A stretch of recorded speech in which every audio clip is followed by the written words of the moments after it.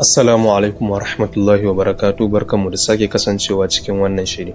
A yau dai za mu ga rayuwar Ja'far ibn Abi Talib, wanda ya kasance yaya ne ga Ali ibn Abi Talib kuma ɗan baffan Annabi sallallahu alaihi wasallam.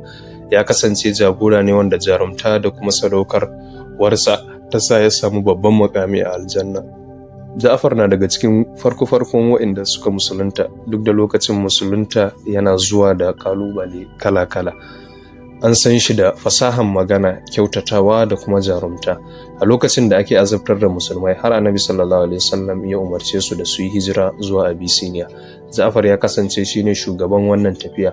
Har a lokacin da Qurayshawan Makka suka so su dawo da su, Ja'far shine ya kare su a gaban sarkin Habasha, wato Najashi, wanda hakan ya sa suka ci gaba da zama cikin aminci a ƙasar.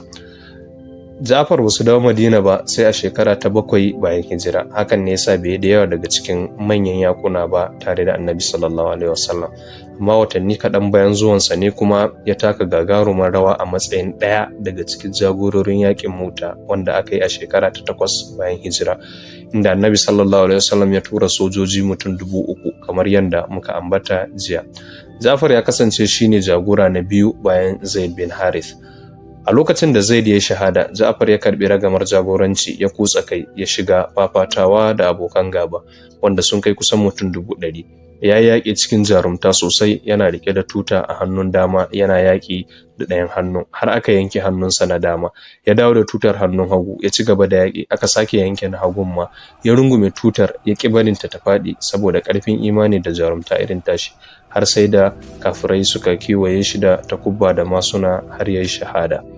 An rawaito cewa a jikinsa akwai sara da suka da aka masa sama da 70. Nabi sallallahu alaihi wasallam yana Madina, amma Allah ya nuna masa abin da ke faruwa a filin yaƙi. Har Nabi sallallahu alaihi wasallam yake gaya wa sahabbai cewa an yanke hannayen Ja'far guda biyu duka, amma Allah ya musanya masa da fuka-fukai a aljanna.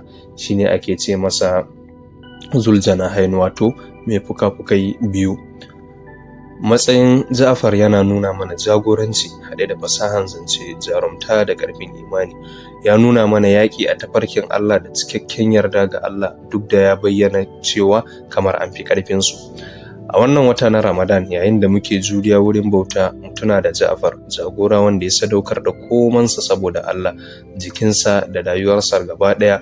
Yana nuna mana cewa babbar nasara ita ce yin abu saboda yardan Allah, ko da hakan zai sa ka rasa komanka a nan duniya. Allah ya masa rahama, ya ba mu imani da tausayawa da tsayuwa akan tafarkin Allah irin nashi. Jazakumullahu khairan. Wassalamu alaikum wa rahmatullahi wa barakatuh.